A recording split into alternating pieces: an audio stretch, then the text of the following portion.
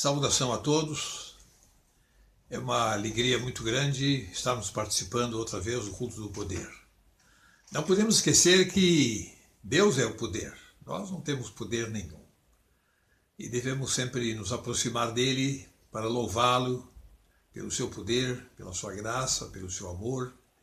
E que maravilha a gente poder trazer a ele também os nossos problemas, nossas ansiedades, né? Para que ele nos ajude a resolver. Bem, o tema de hoje está fundamentado nesse livro aqui, Mente, Caráter e Personalidade. É o capítulo 31, que discorre a dinâmica exatamente com os jovens. E nós então colocamos como tema, o título do nosso tema hoje, Jovens Valorosos. O verso bíblico, escolhemos a primeira carta de São João, capítulo 2 e no verso 13. Lá São João diz: jovens, eu vos escrevo porque vencestes o maligno. Num mundo cheio de corrupção hoje, maldade, onde predomina o profano e se perdeu hoje os valores éticos, é realmente valoroso o jovem que vence o maligno com a honestidade, com a justiça, com a verdade, com a bondade, com o amor.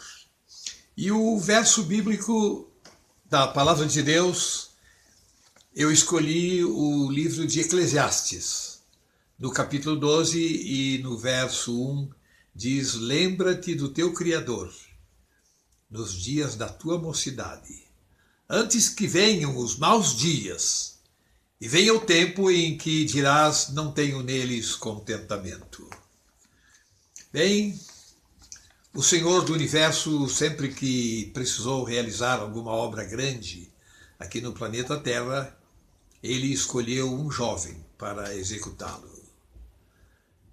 A galeria é muito grande. Deus chama e Deus capacita.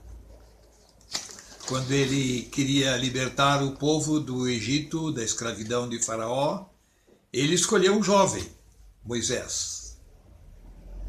Ele o capacitou. E quando Moisés já estava idoso, velhinho, pronto para a aposentadoria, Deus teve um outro jovem para continuar o trabalho de Moisés. Foi o jovem Josué. E curioso, a história é mais ou menos sempre assim. Quando Josué já estava velhinho e também se aposentou, Deus tinha Otoniel, um outro jovem, sobrinho de Caleb, um amigo de Josué. E agora Otoniel é que lidera o povo de Deus. É interessante quando você vê essa trajetória, porque depois de Otoniel, Deus chama uma jovem menina, uma moça, a profetisa Débora. E Débora escolheu um jovem para ser o seu companheiro, Baraque, outro jovem. Os dois juntos fizeram proezas na obra de Deus. Naquele tempo havia um inimigo terrível, era o rei Cícera. Ele comandava uma porção de países, praticavam idolatria, sacrifícios humanos, e Deus queria acabar com aquele povo ímpio. Mas era difícil, porque Cícera tinha 600 carros de ferro. Era um tremendo de um exército para aquela época.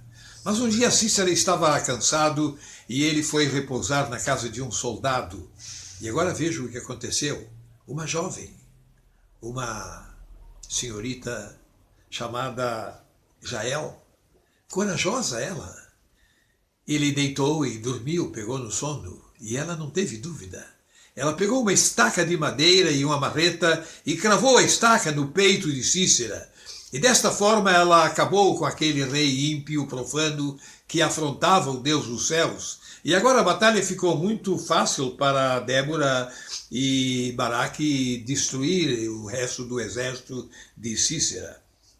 Bem, depois Deus teve Gideon e seus 300 guerreiros, outro jovem valoroso, outro jovem tremendo. E apareceu naquela época um gigante, Golias. Era um homem ímpio.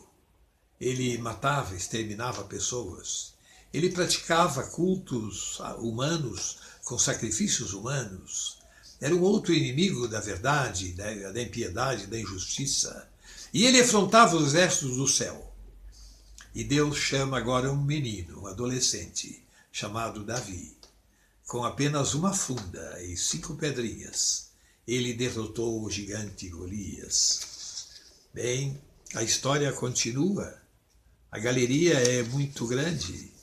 Babilônia dominava o mundo. O rei Nabucodonosor havia construído uma estátua de ouro com o precioso metal que ele havia trazido de Jerusalém. E agora, para inaugurar a sua estátua, ele convida todos os seus ministros, seus generais, seus capitães, seus soldados, enfim, todos os que serviam o rei Nabucodonosor, ele chama para a inauguração da sua estátua. E ele disse, quando tocar a banda de música, todos vocês se ajoelhem diante da estátua que eu fiz em minha homenagem. E tocou a banda e isso aconteceu. Mas logo alguém puxa-saco do rei veio contar a ele que aqueles 3 jovens, vejam, Sadraque, Mesaque e Abednego, aqueles 3 jovens que foram vencedores com a melhor nota na Universidade de Babilônia, se destacaram, eram sábios. E você, rei, o nomeou como ministros em Babilônia, pois olha, eles não se ajoelharam, rei. Eles ficaram de pé no meio da multidão. O rei furioso mandou chamar os 3 jovens e disse, é verdade que vocês não adoraram, por que vocês não fizeram isto? Vocês me afrontaram. E eles disseram, rei, nós não adoramos imagens de esculturas, nós só adoramos o Criador do universo, porque está escrito, não te encurvarás a elas, nem a servirás. O rei ficou muito furioso, ele disse, eu posso esquentar o forno 10 vezes mais e colocar vocês lá dentro, se vocês não adorarem a minha estátua. E eles, sem pestanejar, sem pensar um minuto, responderam ao rei, fica sabendo, ó rei, que o nosso Deus pode nos livrar da tua mão. Deus sempre pode. Que o Satanás esquente as fornalhas, muitas vezes Deus pode. Que Satanás ande bramando como leão ao redor dos filhos de Deus, o nosso Deus pode. Que Satanás envie doença, problemas, tempestades para nos assolar, o nosso Deus pode. O rei então atou aqueles 3 jovens e jogou dentro do fogo.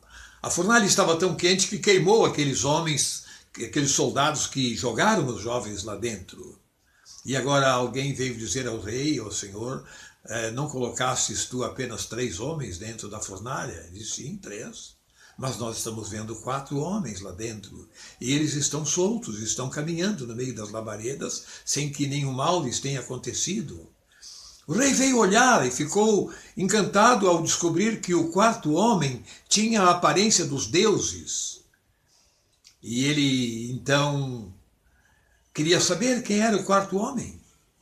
O Senhor Jesus havia dito que onde estiver 2 ou 3 reunidos em meu nome, eu estarei no meio. E fiel à sua promessa, o Senhor lá estava, junto com os 3 jovens hebreus. E agora o rei Nabucodonosor clama a Sadraque, Mesaque e Abednego, filhos do Deus Altíssimo, saí e vinde. E quando os jovens saíram, o 4º homem desapareceu. E Nabucodonosor não teve a oportunidade de conversar com ele. E a história, ela não para. Vocês já pensaram quando Deus conversou com uma jovem chamada Maria? Lembram dela?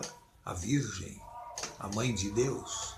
O anjo apareceu a ela e disse, Maria, tu fostes escolhida por Deus, tu és agraciada por Deus.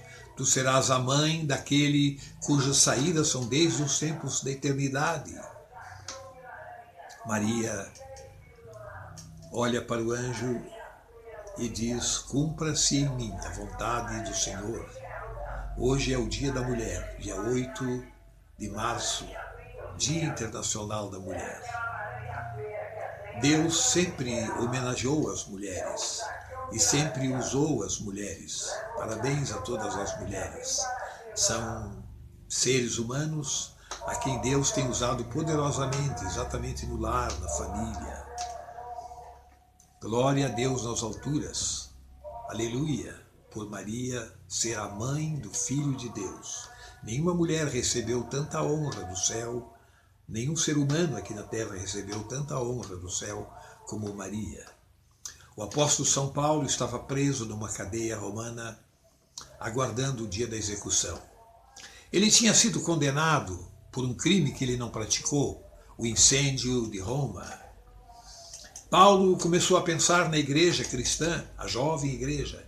Quem vai continuar o trabalho que nós começamos, o trabalho dos apóstolos? E ele então se lembrou de um jovem, e ele escreveu 2 cartas a esse jovem. E nas cartas ele diz: Timóteo, agora chegou a hora de você assumir o lugar na obra de Deus como um bom soldado de Cristo.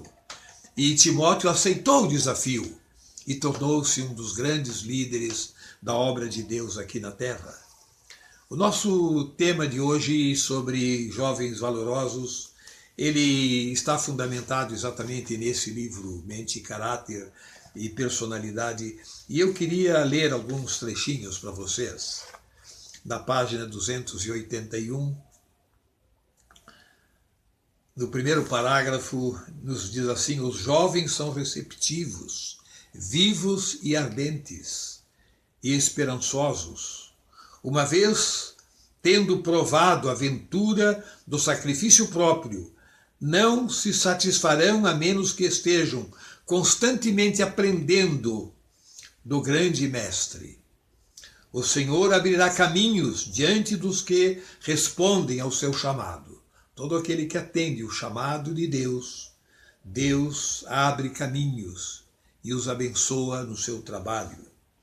Parágrafo seguinte: pelos pensamentos e sentimentos alimentados nos primeiros anos, determina, olha lá, determina cada jovem a história da sua vida.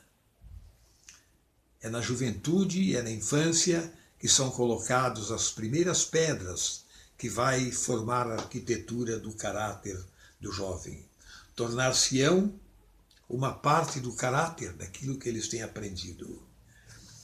O Senhor, Ele hoje está chamando os jovens para o seu trabalho. Vejam outro textinho: depois da disciplina do lar e da escola, todos terão que enfrentar a severa disciplina da vida. E Deus então conclui a obra da preparação do caráter, exatamente na escola da vida. Como enfrentá-la sabiamente é a lição que se deve explicar a cada jovem que vem, cada criança que vem ao mundo e a cada jovem. Agora vejam um outro trecho. Diz: o talento juvenil, bem organizado e bem educado, é necessário em nossas igrejas hoje.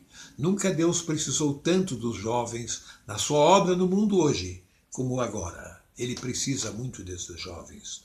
Os jovens farão alguma coisa com sua transbordante energia, se forem dadas a eles oportunidades.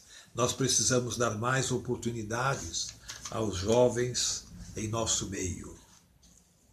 O último trechinho que eu queria deixar com vocês diz: é na juventude que as afeições são mais fervorosas, a memória mais retentiva e o coração mais suscetível às impressões divinas. É durante a juventude que as faculdades mentais e físicas devem ser lançadas à tarefa, a fim de que grandes aperfeiçoamentos possam se fazer, em vista do mundo hoje como está, carente de jovens valorosos, prontos a enfrentar a corrupção, a maldade e a injustiça do mundo, levando a mensagem do Deus Criador. Esses jovens serão úteis na obra de Deus hoje e também no mundo por vir. Eu queria fazer um apelo aos pais, professores, avós, pessoas que estão me ouvindo.